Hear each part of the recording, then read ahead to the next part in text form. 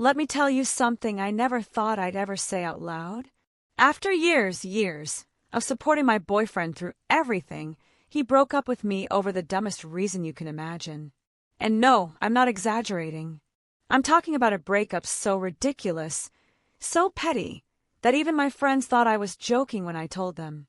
I'm the girl who stood by him when he had no job, when he doubted himself, when he was at his lowest. I was the one driving him places, helping him with bills, encouraging him every single time he wanted to give up. I believed in him more than he believed in himself. And how did he repay me? By throwing our entire relationship away over something so small that you'll think I'm lying. And the craziest part, the way he acted after the breakup made everything 10 times worse. I'm sharing this because I know I'm not the only one who has loved someone so deeply that you ignored every red flag just because you hoped they'd finally become the person they promised to be. But what happened next shocked me. The truth about why he actually left didn't hit me until later. And when it did, everything suddenly made sense. Every little sign I ignored, every weird moment I brushed off, it all connected. So before you judge, before you assume, listen to the full story, because this breakup wasn't about me doing something wrong. It was about him revealing who he truly was. And trust me, once you hear the reason he gave me, you're going to be just as speechless as I was.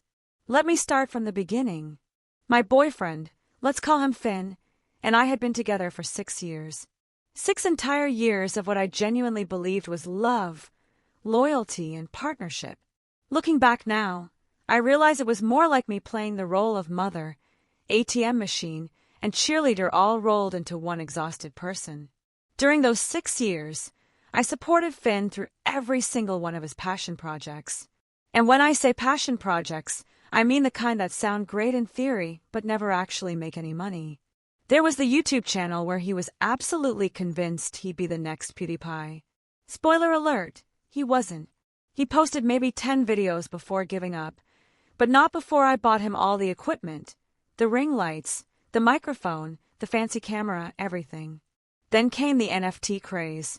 Oh man, the NFT phase. Finn swore up and down that he was ahead of the curve, that he understood the technology better than anyone else, and that we'd be millionaires within months. I watched him spend hours creating digital art that nobody wanted to buy, all while I was working overtime to make sure we didn't lose the house. And let's not forget his brief stint trying to make it big in crypto.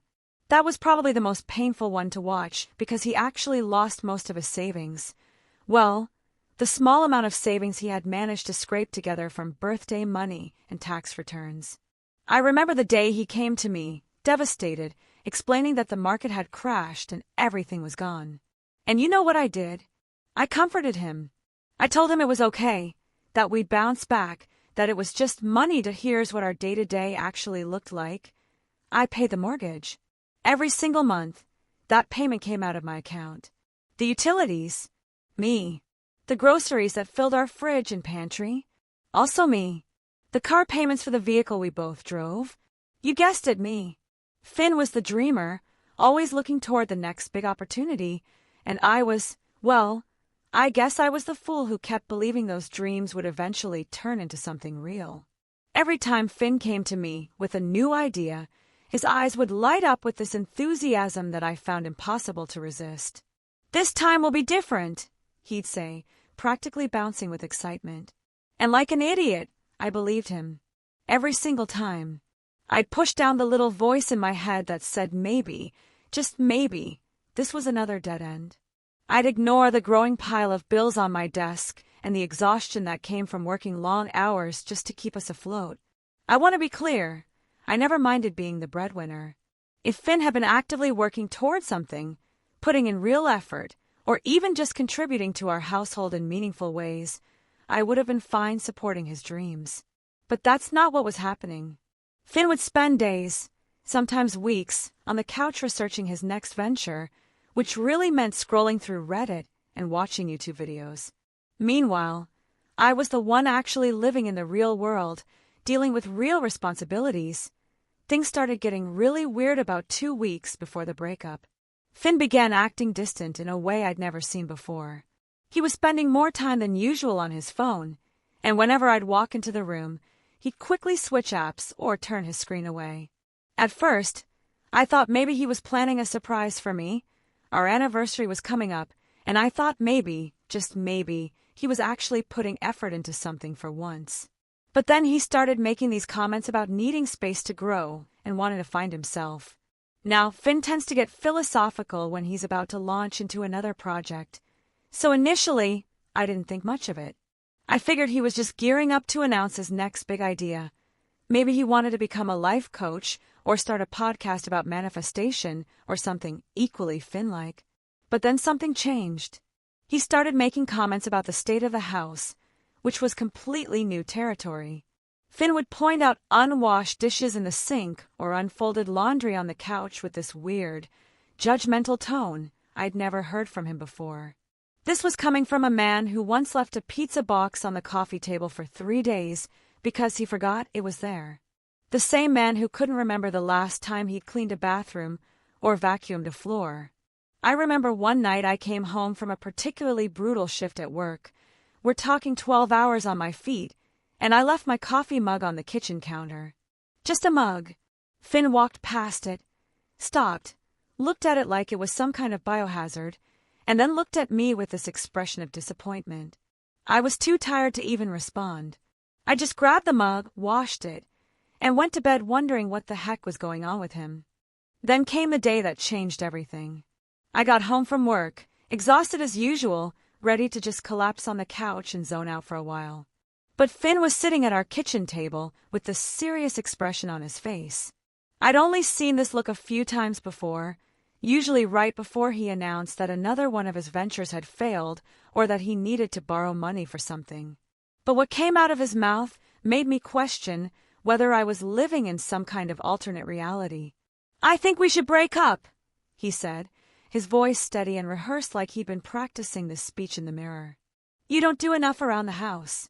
I actually laughed. Out loud. I genuinely thought he was joking, maybe trying out some weird comedy bit he'd seen online. But Finn didn't crack a smile. He didn't laugh. He just sat there, looking at me with this expression that was almost righteous, like he was making some brave, difficult decision that took courage. When I realized he was serious, I felt something inside me just shift. It was like a switch flipped, and suddenly I was seeing our entire relationship through different eyes. This man who I had basically been mothering for 6 years, was sitting in front of me in the house I paid for, eating food I bought, using electricity I paid for, and accusing me of not contributing enough. "Can you clarify what you mean?" I asked, trying to keep my voice calm even though I wanted to scream. "Because surely you're not serious right now." And he doubled down. I'll never forget his exact words. "You never clean up after yourself, and I feel like I do all the emotional labor around here. I'm always the one who has to point out when things need to be done." Let me paint you a picture of what our actual division of labor looked like. I worked insane hours, sometimes 50, 60 hours a week, to keep us financially stable while Finn was at home working on himself. Yes, sometimes I was too tired to do the dishes immediately after dinner. Sometimes I left my laundry in the dryer for an extra day because I physically didn't have the energy to fold it right away. Sometimes I left my shoes by the door or forgot to put my coffee mug in the dishwasher. But you know what I did do? I paid every single bill that kept a roof over our heads and food in our fridge. I scheduled every doctor's appointment, managed our insurance, dealt with the landlord when things broke, called the internet provider when the Wi-Fi went out, which Finn would have an absolute meltdown about if it stayed down for more than 5 minutes. Meanwhile, Finn's biggest contribution to our household in the past year had been reorganizing our bookshelf by genre 3 times and throwing out my perfectly good Tupperware because it didn't spark joy anymore. He'd gone through this weird Marie Kondo phase where he decided our home needed to be minimalist, which really just meant he threw away a bunch of my stuff without asking while his collection of gaming equipment multiplied. But here's where the story gets truly bizarre. After dropping this breakup bomb on me, Finn started acting like the house was already his. Not just staying there temporarily, but genuinely behaving as if he owned the place, and I was the one who needed to leave. He made the smug comment about how this will be a good reset for both of us, and actually suggested that I could move back in with my mom. My mom who lives 3 hours away. My mom whose house I hadn't lived in since I was 19 years old. He said it so casually, like it was the most obvious solution in the world. Then he started making plans. Out loud. In front of me. He talked about how he was going to turn the guest room into his office once I was gone. An office for what job? I wanted to ask, but I bit my tongue. He mentioned that he might get a dog, since there wouldn't be anyone around to complain about the hair anymore. This was particularly funny because I love dogs and had been begging for one for years. But Finn always said they were too much responsibility. As I sat there listening to him plan out his future in MY House, something clicked in my brain. I realized that Finn had either completely forgotten or had somehow never actually understood whose name was on the deed to this house. Let me be extremely clear about this. The house was my inheritance from my grandparents. When they passed away, they left me their home, fully paid off. It was one of the greatest gifts I'd ever received, and also one of the saddest because I miss them so much. I'm the sole owner. The deed has only my name on it. Every mortgage payment that I'd been making was because I'd taken out a home equity loan to do some renovations that happened before Finn even moved in. Finn was never on any paperwork. Not the deed, not the loan, not the utility bills, nothing. Everything was in my name because, well, it was my house. He'd moved in about a year into our relationship, and at the time, I thought I was being generous by not charging him rent. I figured we were partners building a life together, so why would I make him pay rent in what was supposed to be our home? Looking back, that might have been my first mistake. Maybe if he'd been paying rent, he would have understood that this wasn't his house. Maybe he would have respected the situation more. But instead, he just got comfortable. Too comfortable. When I realized that Finn genuinely thought he was about to take over my house, I made a decision. I excused myself, went upstairs, and locked myself in the bedroom. I sat on the edge of my bed, and I started thinking. I could have corrected him right then and there. I could have pulled out the deed, shown him the paperwork, and watched his face fall as he realized his mistake. But something stopped me. Maybe it was 6 years of frustration, finally bubbling to the surface. Maybe it was the sheer audacity of him breaking up with me and expecting me to be the one who left. Or maybe I just wanted to see how far his delusion would go. So I decided to let him sit in it. I wasn't going to argue with him or try to change his mind about the breakup. No, I was going to let him think he was winning. I'd let him believe that I was scrambling to figure out where to go, that I was devastated and broken and about to pack my bags and disappear from his life. Because here's the thing, Finn had no idea what was coming. He had no clue that he was about to lose everything. And honestly, after 6 years of supporting someone who showed me zero appreciation, I couldn't wait to watch him realize just how badly he'd screwed up. The next few days were surreal. Finn carried on like nothing had changed, like he'd already won and was just waiting for me to accept defeat. He lounged around the house like the king of a castle he hadn't even built. He left messes everywhere, played his video games until 4 a.m. with the volume way too loud, and generally acted like someone who'd just been freed from some terrible burden. He even started telling me what I needed to pack up so I could leave in an orderly way. He'd point at things and say stuff like, "You'll want to take that with you," or "Make sure you don't forget about the stuff in the garage." The stuff in the garage that I'd bought. The stuff that I'd paid for with my money. About a week after the breakup, Finn told me he was having a friend over. This was during one of his rare moments of actually acknowledging my existence. He mentioned it casually, like he was just giving me a heads up, and added that I needed to respect his space. Respect his space. In my house. Sure, buddy. When the doorbell rang, I opened the door to find a woman standing there with a bright smile and a bottle of wine. Her name was Mila, and I have to admit, she seemed perfectly nice. Polite, friendly, well-dressed. But it didn't take a detective to figure out that this wasn't just a friend. The way she looked at Finn, the way she touched his arm, the way he practically glowed when she walked in. Yeah, they were definitely together. Finn didn't even bother introducing us properly. He just kind of breezed past me like I was the hired help, giving Mila this grand tour of the house. And oh man, the way he sold it was something else. "This is the living room," he said, gesturing around like he was a real estate agent showing a multi-million-dollar property. "I've been thinking about getting a new couch in here. Something more modern, you know? Really open up the space." Mila nodded enthusiastically, probably imagining herself curled up on this theoretical new couch that Finn couldn't afford. "And this is the kitchen," he continued, leading her through like he'd personally designed every cabinet. "I love the open layout. It's great for hosting dinner parties. Dinner parties that I'd hosted, by the way. Finn had never organized a dinner party in his life. But the absolute best part was when they got to the spare bedroom. "This is my office," Finn said with his proud tone. "It's where I do most of my work these days." I almost choked on my own spit. His office? The man hadn't had a real job since 2018. The office he was referring to was the spare bedroom I'd set up for him with a desk and computer, hoping he might actually do some freelance work or apply for jobs. Instead, it was where he played Fortnite for 6 hours a day. But Mila was eating it all up.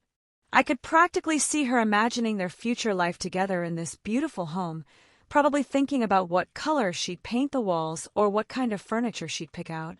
She had no idea that the man giving her the tour didn't own a single square inch of this place. Meanwhile, I was standing in the kitchen, my kitchen, gripping my coffee mug so hard I thought it might shatter in my hand. I had two options: blow up right then and there, tell both of them exactly what was going on, and watch the fantasy crumble in real time, or play it cool and let Finn dig himself into an even deeper hole. I chose option 2. I wanted to see exactly how far he'd take the charade. The entire evening was like watching a bad play. Finn acted like some successful bachelor who generously allowed his ex to stay for a little while longer out of the goodness of his heart. He and Mila sat on the couch I bought, drinking wine from glasses I'd purchased, discussing their future while I pretended to be busy in the kitchen. At one point, Finn actually had the nerve to pull me aside. He put on this fake concerned face and said, "I think it's best if we start working on a timeline for when you'll be out. No rush, of course, but Mila and I need to start planning." Planning? Planning what exactly? A housewarming party in my living room.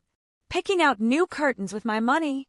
I just smiled at him, this sweet, understanding smile, and said, "Oh, don't worry about me. I'm handling everything." The look on his face. You guys, the look of pure smugness, like he just pulled off the greatest victory of his life. He actually patted me on the shoulder, patronizing doesn't even begin to cover it, and said, "I'm glad you're being mature about this." I went to bed that night with a plan forming in my mind. I'd given Finn enough rope, and he'd practically tied the noose himself. Now it was time to let him hang. The next morning, while Finn was still asleep, probably dreaming about his imaginary empire, I called a locksmith. I explained the situation briefly, that I needed all the locks changed on my property, and the locksmith, bless him, didn't ask too many questions. He showed up within the hour and got to work. The whole process took less than an hour. I paid him, thanked him profusely, and then sat down with a cup of tea to wait. I was surprisingly calm. After 6 years of anxiety and stress and constantly worrying about money and supporting someone who gave nothing back, I felt this weird sense of peace.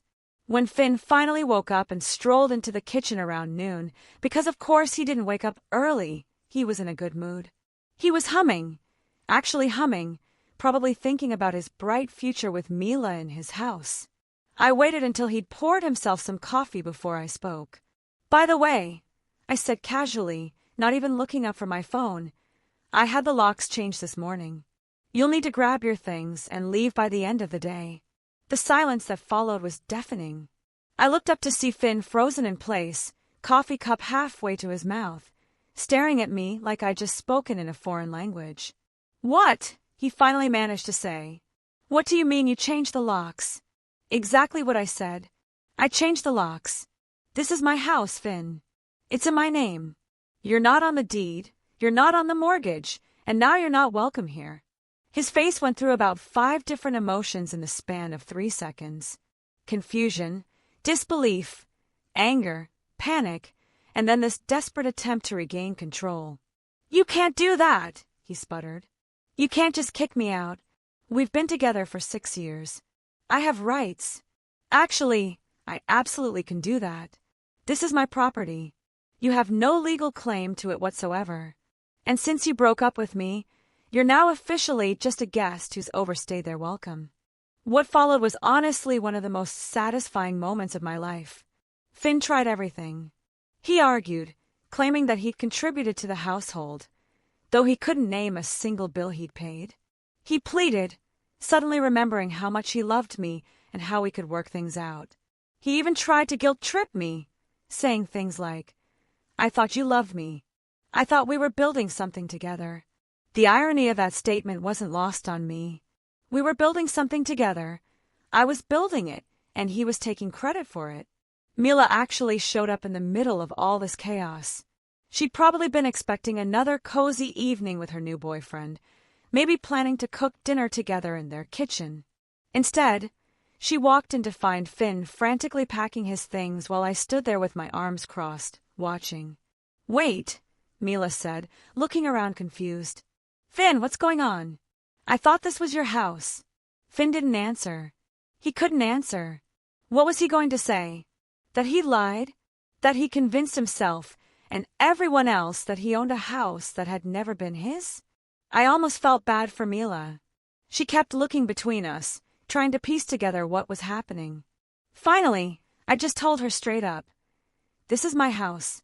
It's always been my house. Finn has never owned property. He doesn't even have a job." The look on her face. It was like watching someone's entire worldview shatter in real time. She turned to Finn, clearly hoping he'd deny it, but he just kept packing, his face red with embarrassment and anger. By the end of the day, Finn was gone. Mila was gone. I poured myself a glass of wine, sat down on the couch that Finn had wanted to replace, and I just breathed. For the first time in 6 years, I felt like I could actually breathe, and I thought that was the end of it. I really did. I figured Finn would go stay with a friend, lick his wounds, and eventually move on with his life. But apparently, Finn wasn't done embarrassing himself yet. A few days later, I got a call from our mutual friend Caleb. We've been friends for years, and I could tell from his voice that he was fishing for information. He asked how I was doing, if everything was okay, whether the breakup was mutual, all the standard questions. Finally, I just asked him straight up, "Did Finn send you to call me?" There was a pause, and then Caleb sighed. "Not exactly, but look, I think there are some things you should know." What Caleb told me made my blood boil. Turns out, Finn had been planning this breakup for months. He'd been telling people, friends, acquaintances, even family members, that he was about to take over the house and start a new chapter. He'd painted himself as this long-suffering boyfriend who'd put up with my nagging for years. According to Finn's version of events, the house was basically his because of all the work he'd put into making it a home. When I asked Caleb what work Finn had supposedly done, Caleb admitted he didn't know the specifics, but Finn had been very convincing. He never mentioned that the house is in my name. I asked. "Honestly," Caleb said, sounding uncomfortable, "we all just assumed you'd leave when he asked. And if you didn't, well, Finn said he'd figure it out." Oh, Finn. Sweet, delusional Finn. Caleb also told me something that really got under my skin. Finn had been downplaying everything I'd done for him. He told people I was barely paying the bills, and that he was the one holding it all together. This man who didn't even know how much the mortgage payment was each month had convinced people that he was the responsible one in the relationship.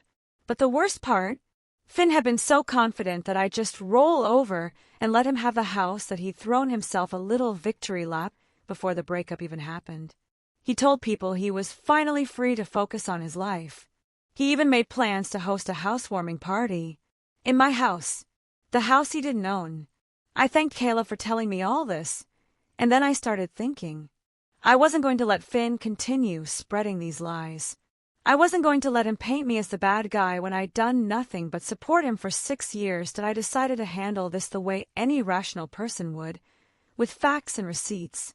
I sent a polite but firm message to our mutual friend group. I kept it simple and factual. The house was in my name. Here are the documents to prove it. I paid for everything. Here are 6 years of bank statements showing every mortgage payment, every utility bill, every grocery receipt. Any claims that Finn built our life together were lies. Here's the evidence. I included screenshots of old lease agreements from before Finn moved in, showing my name only. I included photos of the deed with just my signature. I even included text messages from years ago where Finn thanked me for paying bills or asked to borrow money. The response was immediate. Most people were shocked but supportive. They apologized for believing Finn's story without question and admitted they should have known something was off. A few of his closer friends tried to defend him, saying he was going through a lot and that I shouldn't air our dirty laundry. I shut that down quickly. We all go through things, I wrote back.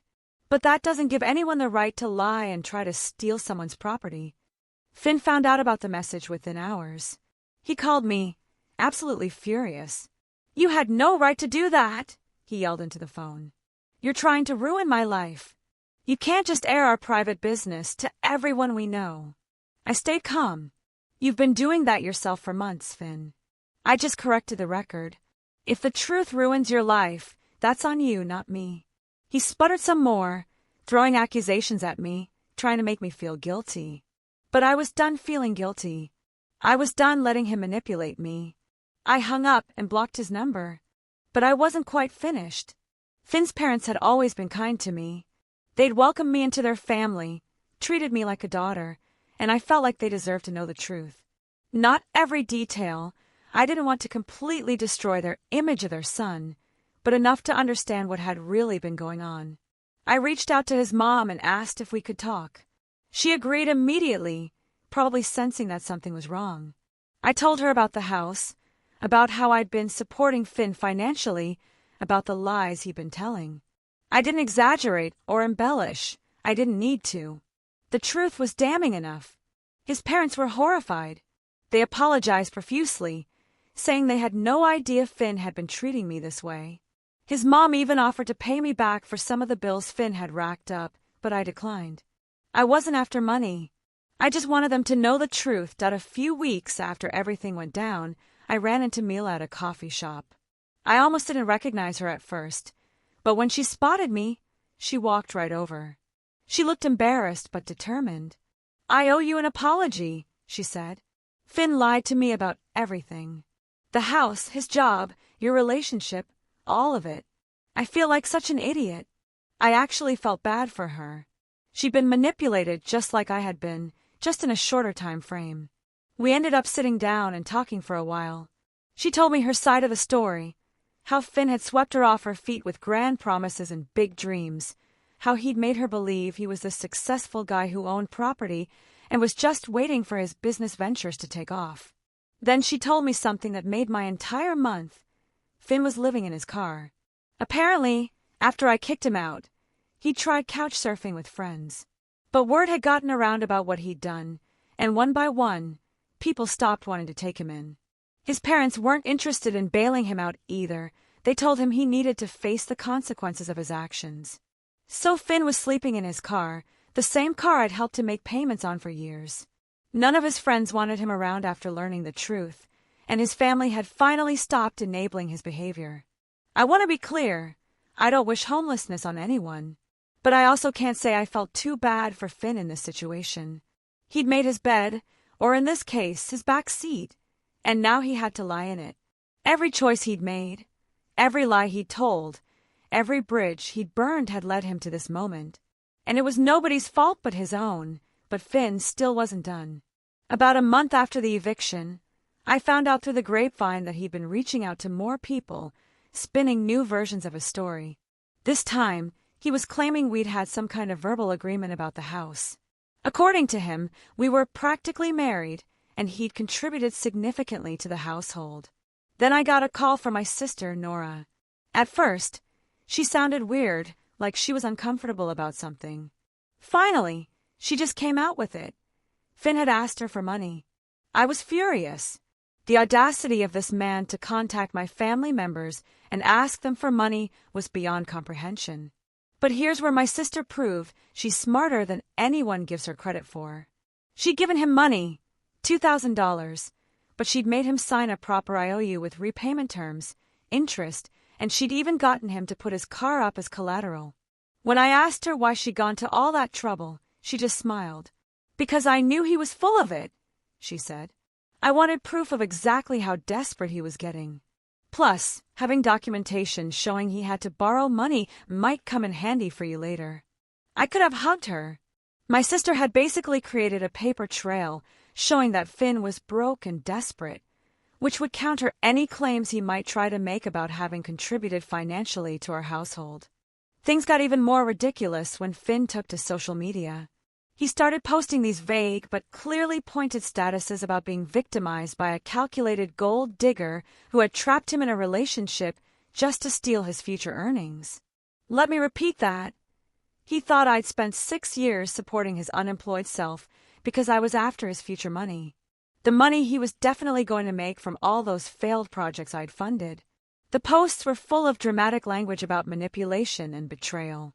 He painted himself as this innocent, trusting soul who'd been taken advantage of by a conniving ex. According to his new narrative, he was the one who'd supported me emotionally while I was unstable and unable to maintain healthy relationships. This from the man who once had a 3-hour meltdown because I bought the wrong brand of energy drink. This from the guy who couldn't handle the slightest inconvenience without falling apart. My friend Zoe had been keeping track of everyone Finn reached out to, and she told me something fascinating. He was telling different stories to different people. To some, he was the victim of a manipulative ex. To others, he was a generous partner who'd given up everything for me. And to a few select people, he was even claiming we'd had some sort of business partnership that I'd betrayed. The stories kept getting more elaborate, too. Last I heard, he told someone that I'd promised to put his name on the deed as a birthday gift, but then changed my mind out of spite. Pretty creative for someone who once forgot my birthday entirely because he was too busy trying to become a Twitch streamer. I started getting increasingly unhinged messages from him. Long texts about how he was going to expose me to everyone we know and reveal all my secrets. I was genuinely curious what secrets he thought he had, considering I was the one who knew about his failed cryptocurrency investments, his complete inability to hold down a job, and that time he tried to become a professional dog photographer using my camera and gave up after one afternoon. I didn't respond to any of his messages, but I saved every single one. Something told me this wasn't over yet. The real end of his saga came about 2 months after the initial breakup. I was doing my weekly grocery shopping when I literally ran into Finn's mom at the store. I tried to just smile politely and keep walking, but she grabbed my shopping cart and said, "We need to talk. Now." She'd always been sweet to me, even after everything, but this time she looked different. Worried, but also angry in a way I'd never seen. She asked if we could get coffee, and something in her voice made me agree. Once we sat down, she took a deep breath and said, "I need to tell you what Finn's been up to, because this has gone too far." What she told me over the next hour was both infuriating and somehow not surprising at all. Finn had shown up at his parents' house the previous week with an elaborate story about how he was going to get the house back. According to him, he had evidence that I'd somehow tricked him into putting all the bills in my name. He even claimed he had proof that he'd given me cash for the down payment. His mom had stopped him right there and reminded him that she and his dad had been present when I bought the house, before Finn even moved in. But Finn just talked over her, going on about how he was building a case and needed to borrow money to set things right. When his parents refused to give him any more money, Finn completely lost it. He started screaming about how they'd never supported his dreams and were choosing my side over their own son. The tantrum was so bad that his dad threatened to call the police if he didn't leave. But here's where it got really interesting. His mom started telling me about all these other things Finn had been doing that I didn't know about. Like how he'd told his younger sister that he'd bought me out of the house months ago and needed to borrow her savings to renovate his property. His sister, being 19 and trusting her big brother, gave him everything she'd saved, almost $3,000. Or how he'd been making the rounds to all their relatives, telling different versions of his story depending on who would be most sympathetic. To some relatives, he claimed we were secretly married. To others, he said I'd promised him the house in exchange for sweat equity, his words, not mine. He'd even told his grandmother that I was holding his gaming equipment hostage. The same gaming equipment I donated to charity weeks ago. Then his mom pulled out her phone and showed me something that made my jaw drop, a GoFundMe page. The title read, "Help Local Man Reclaim His Home from Manipulative Acts." The page was full of completely fabricated stories about how Finn had invested his life savings into the house, what savings, and how I'd manipulated the paperwork to cut him out. He'd even posted pictures of my house, claiming he'd done all these renovations himself. The only renovation Finn ever did was rearranging the furniture when he was procrastinating on job applications. But the craziest part? People were actually donating. Not huge amounts, but enough that Finn thought his scam was working. He'd raised about $800 before his mom found the page and reported it, getting it taken down. "I had to do something," she said, looking exhausted. "He needs to face reality." She told me that Finn had been sleeping in his car in their driveway for the past week, refusing to come inside unless they agreed to support his cause. Every morning he'd leave, claiming he had meetings about getting the house back. Every evening, he'd return with some new story about his progress. His mom had finally had enough when she overheard him on the phone trying to convince Mila to be a character witness, claiming the house was really his. Mila, to her credit, had apparently laughed and hung up on him. "I'm not telling you this to get sympathy for him," his mom said firmly. "I'm telling you because I want you to be prepared. Finn's not going to stop until he has no choice." Then she did something that genuinely surprised me. She handed me a small photo album. Inside were pictures of Finn from the past few years, family events, holidays, casual moments. In every single picture, he was on his phone or laptop, supposedly working on his next big thing, while everyone else was actually living their lives and enjoying the moment. "I should have seen it sooner," she said quietly. "How he used people, how he always had an angle.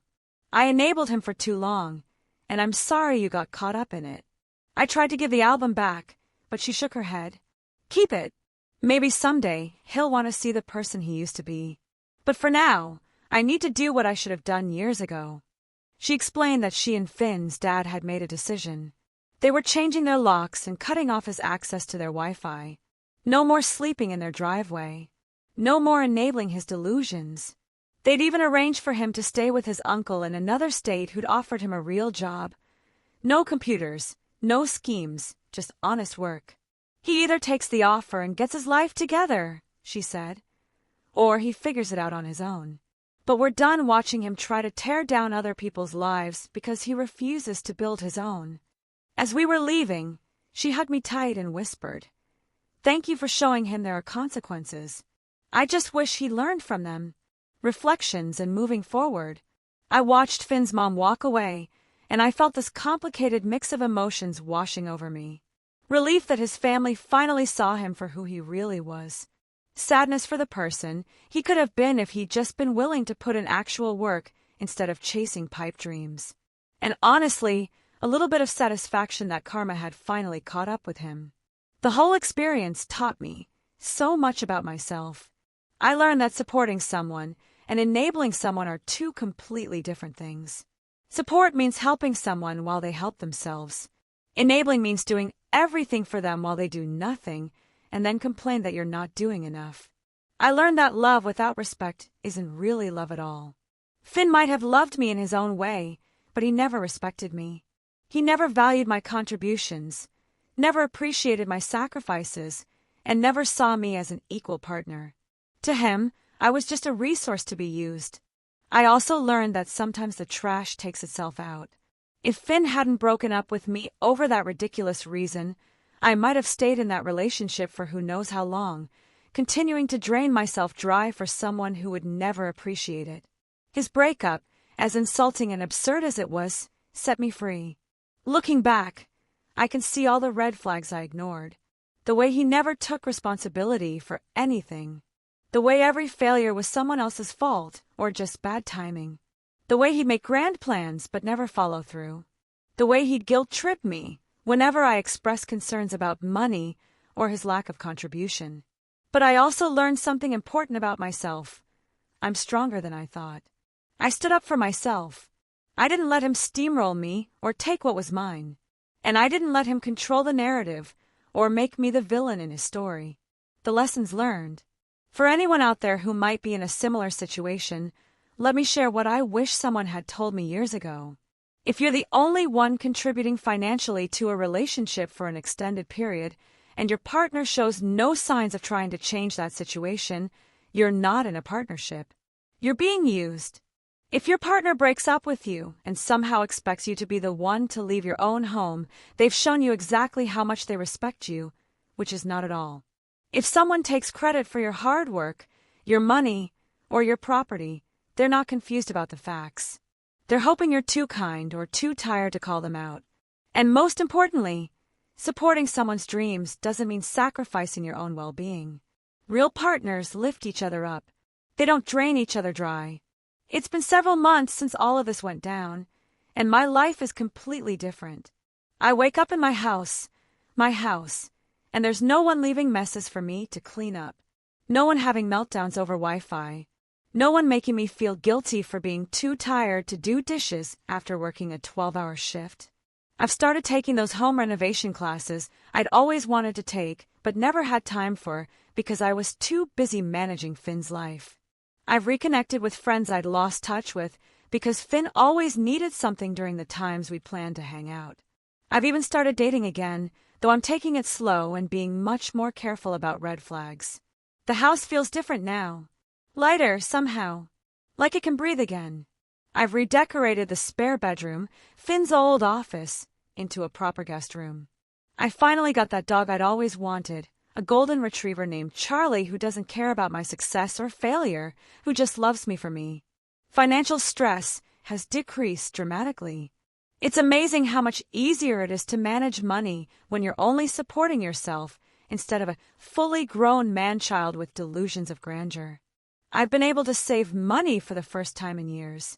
I'm even planning a vacation, something Finn and I never did because there was never any money left over after I paid for everything. As for Finn, I heard through the grapevine that he did eventually take his uncle's job offer. I don't know if he's actually working or if he's already burned that bridge too. Honestly, I don't care anymore. He's not my problem. He's not my responsibility. And he's definitely not living in my house. If there's one thing I want people to take away from this story, it's this. Don't let anyone make you feel guilty for standing up for yourself.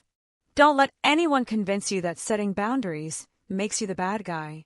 And definitely don't let anyone take credit for the life you've built with your own two hands. Finn thought he could break up with me, kick me out of my own house, and ride off into the sunset with his new girlfriend, all while playing the victim. Instead, he ended up homeless, exposed as a liar to everyone who knew him, and facing consequences for the first time in his adult life. I'm not saying I enjoyed watching him fall apart. I'm not a cruel person, but I also won't pretend I felt bad about it. He made every single choice that led him to that point. He chose to lie. He chose to manipulate. He chose to bite the hand that had fed him for 6 years. And I chose to stop letting him. So yeah, my boyfriend broke up with me for the dumbest reason after I supported him for years. But he forgot one crucial detail. The house was in my name. And that one forgotten detail changed everything. To anyone out there supporting someone who doesn't appreciate you, who takes without giving, who expects you to carry all the weight while they chase fantasies, you deserve better. You deserve a partner, not a dependent. You deserve respect, not exploitation. And if they're dumb enough to break up with you while living in your house, well, let's just say karma has a beautiful sense of humor. The end of my relationship with Finn wasn't just the end of a 6-year partnership. It was the beginning of me reclaiming my life, my home, and my self-respect. And honestly, that's the best ending I could have asked for.